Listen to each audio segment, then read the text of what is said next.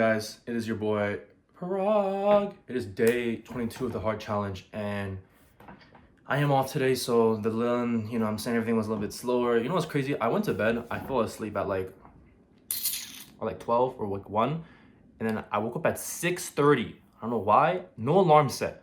Woke up at 6:30, went back to bed, woke up at like 9, and then I went for my walk. Something light for me. I'm saying too light, bro. I went out. It's a lot better to walk in the early morning because like it's not as hot, bro. This walk this morning, bro, I was dying. It was hot as hell. I was wearing a t-shirt. I think halfway about my walk, I just took it off and just walked topless, bro. I don't even care anymore. Usually I'm kind of self-conscious about like my body, or like because I got some like nasty tan lines, like it's like black, it's like white and black type tan lines. I don't even care anymore. It was too hot. Anyways, we finished the walk.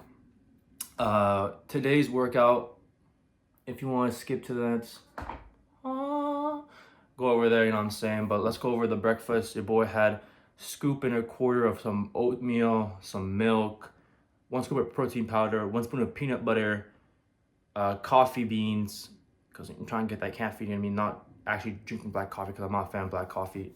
Unless it's paired with like some cane syrup, but even then, that's too much sugar. We had oh my god, what am I talking about? Then we had some berries on the side, and then for the fruits we got 1 kiwi, avocado, apple, and water. So breakfast, something light for me. Let's get on to the reading, shall we? I'm not gonna lie, this book, not a fan of so far, but maybe it'll change, who knows. Before we get into that, we always read one question of the day. So yesterday was, what is something that you are putting off and why? We answered that yesterday. Are you the best version of yourself? No, absolutely not. I'm definitely not there yet. I think I need to work more harder, and I'm not there yet. I would say on a scale of like 0% to 100%, I would say I'm like 30% there, I guess. I don't know. I feel like I'm not really up there yet, but I will be soon. Actually, not soon, but the ending goal is to be like that, you know what I'm saying? Anyways, let's get on to the reading. So yesterday we were talking about, bro, I don't even know, yesterday was like a blur. I was talking about like politics and love. Well, the book was. Next chapter is called Choice. Sorry.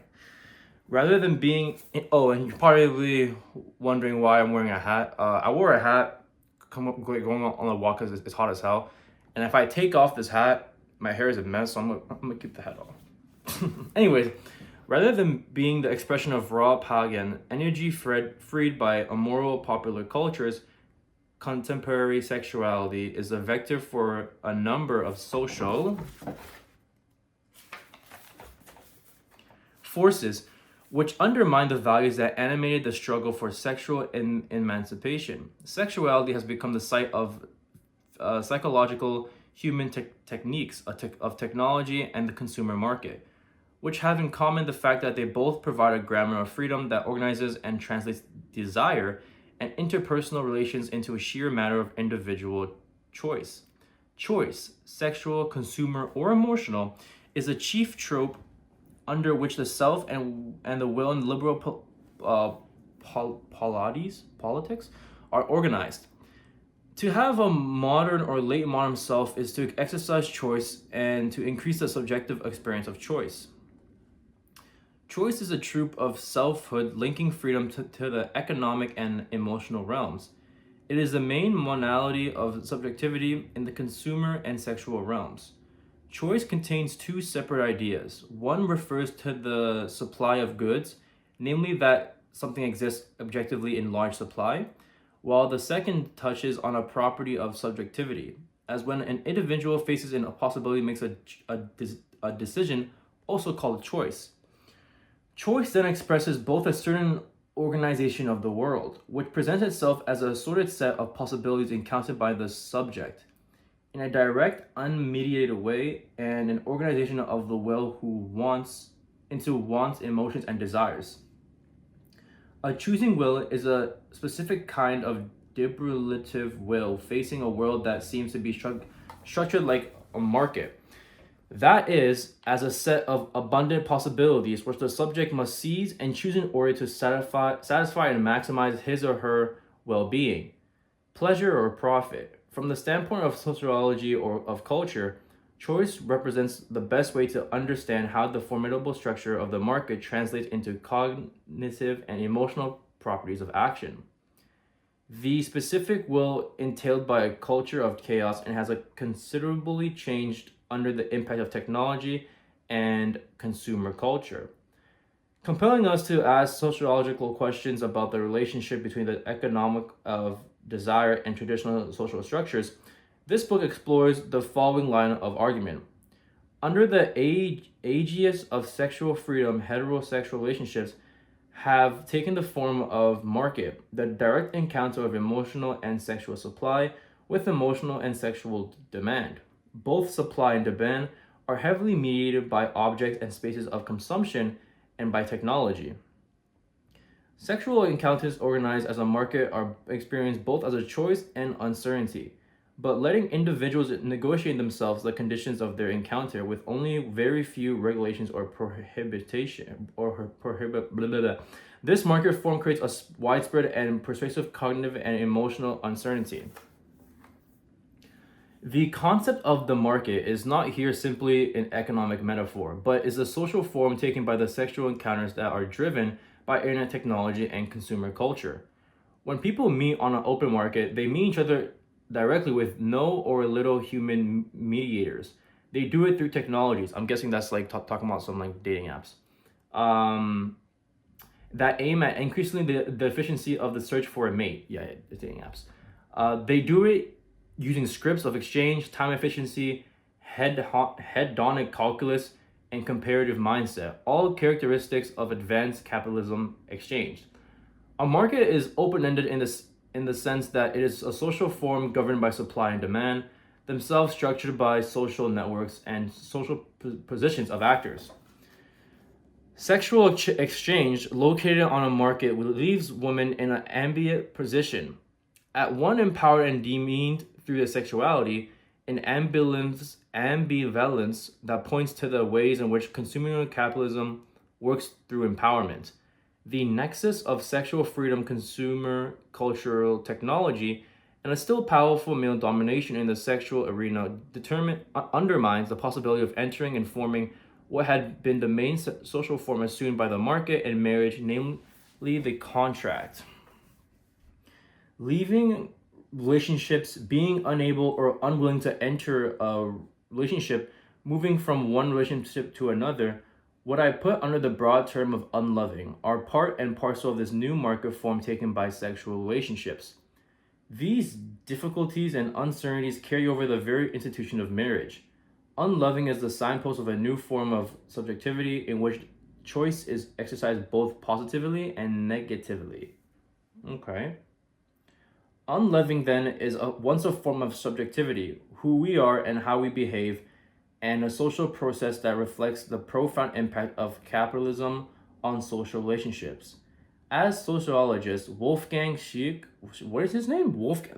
And Jens Beckert have convincingly argued capitalism transforms social action, and one may add social sentiments.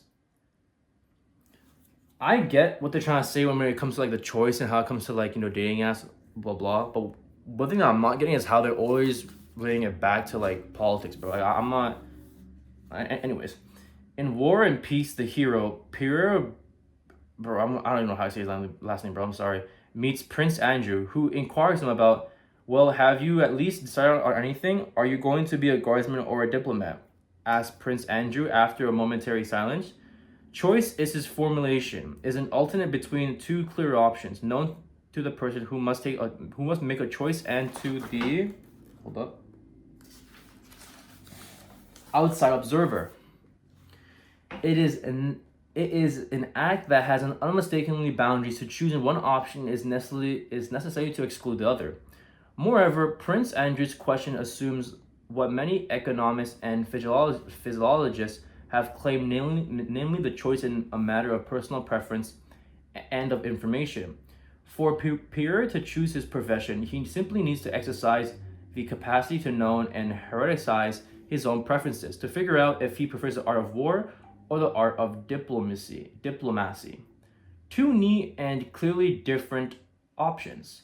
Since the end of the 19th century, sociologists have taken issue with the view of human action, arguing that human beings are creatures of habit and normative competence rather than a deliberate decision. As James Dunsbury quipped, economics is all about how people make choices. Sociology is about how they don't have any choices to make. Yet sociologists may have missed what economics and physiologists just unknowingly grasp: that capitalism has transformed many arenas of social life into markets, and social media and social action into a reflective choice and decision making, and that the choice has become a new and crucial social form through which and in which modern subjectivity understands and realizes itself in most of the aspects of their life. It would not be an exaggeration to claim that the modern subject grows into adulthood by exercising her capacity to exchange in a deliberate act of choosing a large variety of objects. Her sartorial or musical taste. Wait, where did I even? What am I reading from? I read it. It would not be an exaggeration to claim that the modern subject grows into adulthood by exercising her capacity to engage in a deliberate act of choosing a variety of objects. Her sartorial or musical taste, her college degree and profession, her number of sexual partners, the sex of her sexual partners, her own sex itself, her close and distant friends are all chosen, the result of reflective, monitored acts of deliberate decision. Worried that endorsing the idea of choice would be a naive and voluntary endorsement of rational action, sociologists dismissed and missed, although altogether, the fact that choice had become not only an aspect of subjectivity, but a way to institutionalize action as well. Instead of socialists persisted in viewing choices as a pillar of ideology of capitalism, bro, they're using so much words in one sentence that I don't even know about. I ain't gonna lie. Anyways, where was I? I forgot where I was. Oh yeah. Viewing a choice as a pillar of the ideology of capitalism as a false. Bro, what is this word? How do you even say that word? What? Epstein. Epistemological premise of economics as the flagship of liberalism, as a biological illusion produced by the physiological, psychological, sciences, or as a principal culture structured of consumer desire. The perspective offered here is different. While sociology has accumulated a disputable amount of data showing that constraints of class and gender operate in structured choice from within, it remains that whether illusionary or not, choice is a fundamental mode for modern subjects to relate to their social environment and to their own. Choice structures modes of social intelligibility. For example, the mature and healthy self is the one that develops the capacity to make emotional, mature, and authentic choices to flee. Let me make myself comfortable, sorry. To flee compulsive, addictive behaviors and to transform them into freely chosen, informed, self-consciousness emotionality.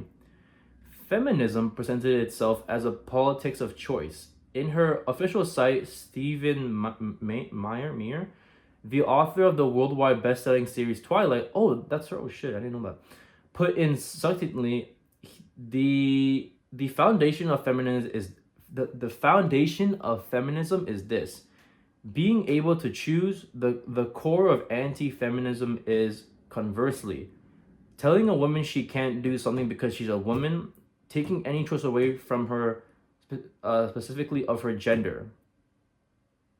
Okay, that makes sense. That, as in, I'm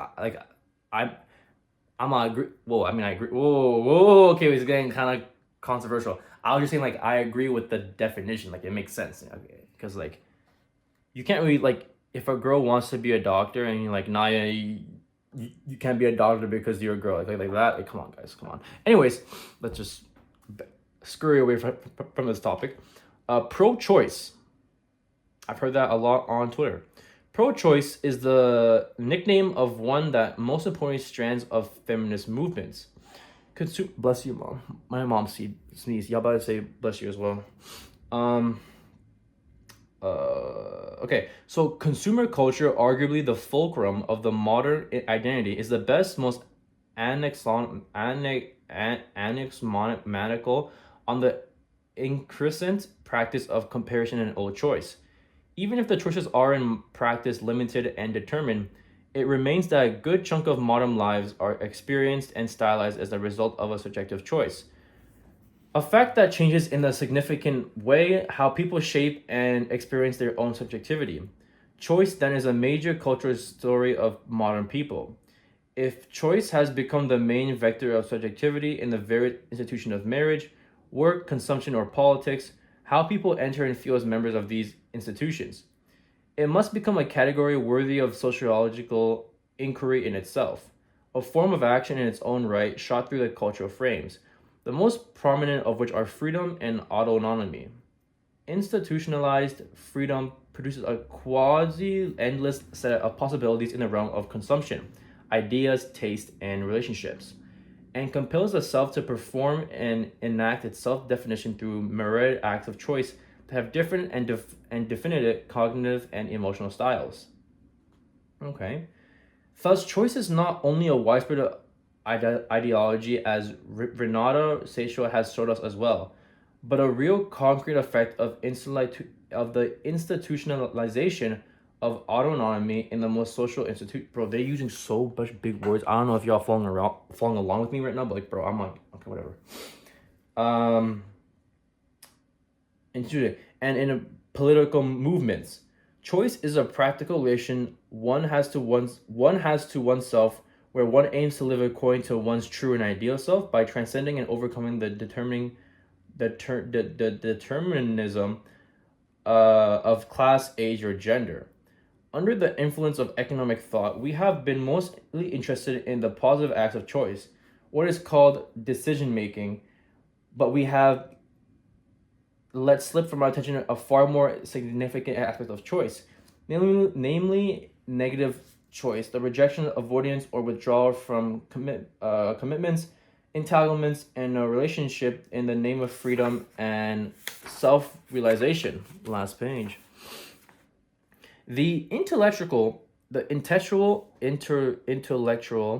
and cultural situation was apparently different at the beginning of the 20th century, when famous thinkers like Sigmund Freud and Emil Durkheim had inquired about negative relationships.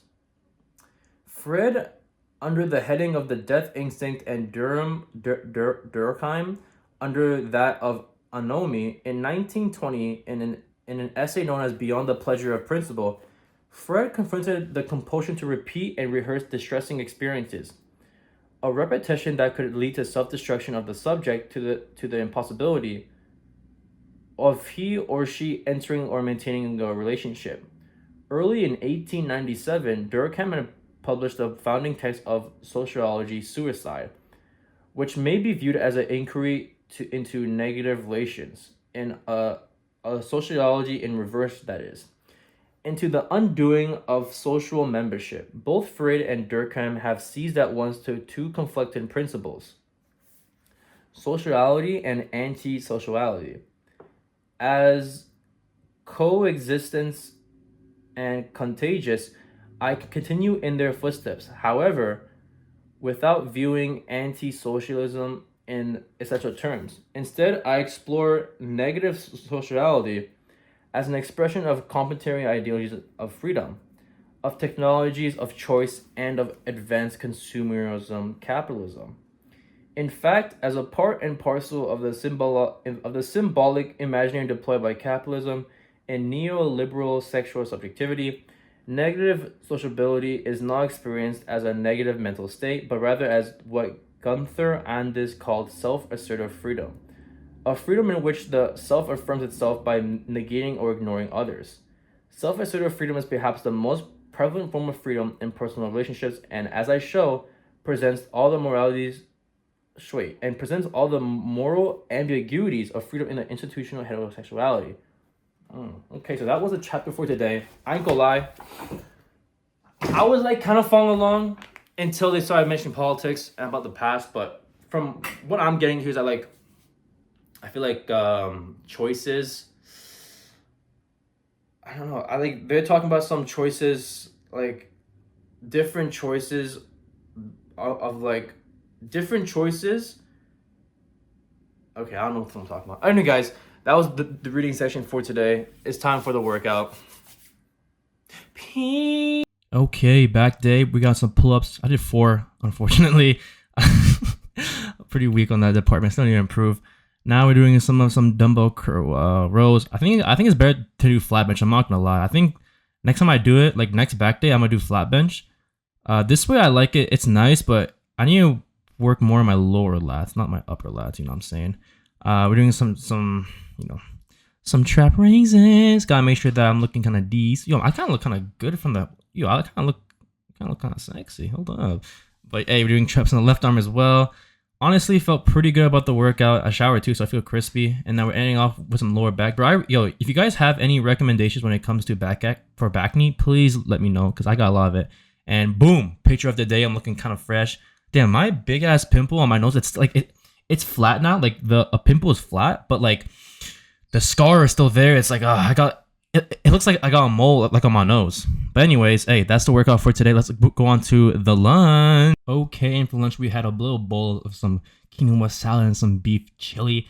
I actually went to play ball today for like a few hours, like 1.5 or 2 hours. So ate little. And then for dinner, me and my boys went to Wing Spot. However, I didn't get the wing combo because like the wings are kind of not that healthy. So I just got some chicken wings, no dip, just plain 12 chicken wings and some water. And that was the eats for today. Hey, thank you guys for watching the video. It's been your boy Parag. Day 22 completes. I'll see you guys tomorrow for day 23. Like LeBron.